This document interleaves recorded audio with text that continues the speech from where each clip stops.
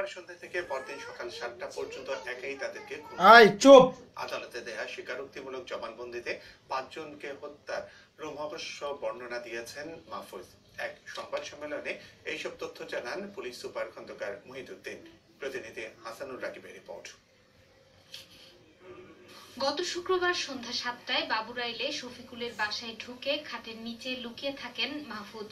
রাত 3টার দিকে প্রথমে শফিকুলের স্ত্রী তাসলিমার ভাই মোশাররফকে পাটার শিল দিয়ে মাথায় আঘাত করে হত্যা করেন তিনি। তারপর একে একে মোশাররফের স্ত্রী লামিয়া, তাসলিমা, তার মেয়ে সুমাইয়াকেও হত্যা করেন।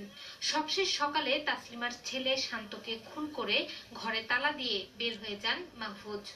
সোমবার নারায়ণগঞ্জের আদালতে 5 জনকে হত্যার এমনই রোমহর্ষক বর্ণনা দেয় মাহফুজ।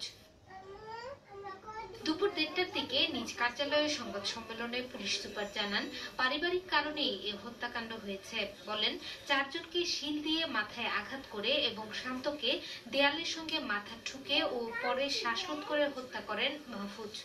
আশ্চর্যজনক হলেও এই যে শুধু একজনই ছিল বলে এ পর্যন্ত আমাদের কাছে প্রমাণিত হয়েছে এবং হত্যাকাণ্ডটি সংঘটিত হয়েছে একটি দুর্ভাগ্যজনক বিষয়ের উপরে। সে মূলত যেটি থেকে আঘাত করেছে সেটি হলো শিল পাটার সাথে যে পুতো থাকে সেটি ইউজ করা হয়েছে। দুপুর 12:30 থেকে 4টা পর্যন্ত নারায়ণগঞ্জের সিনিয়র জুডিশিয়াল ম্যাজিস্ট্রেট সাইদুজ্জামান শরীফের আদালতে 164 ধারায় স্বীকারোক্তিমূলক জবানবন্দি দেন মাহফুজ। পরে আদালত তাকে কারাগারে পাঠানোর নির্দেশ দেয়। তিনি তার জবানবন্দিতে এই খুনের মোটিভ জড়িত করেছেন এবং নিজের জড়িত থাকার কথা স্বীকার করেছেন। শনিবার রাতে ঘরের তালা ভেঙে 2 শিশু সহ 5 জনের গলাকাটা মৃতদেহ উদ্ধার করে পুলিশ। এই ঘটনায় নিহত তাসলিমার স্বামী শফিকুল ইসলাম 3 জনের নাম উল্লেখ করে অজ্ঞাত 6 জনকে আসামি করে মামলা করেন।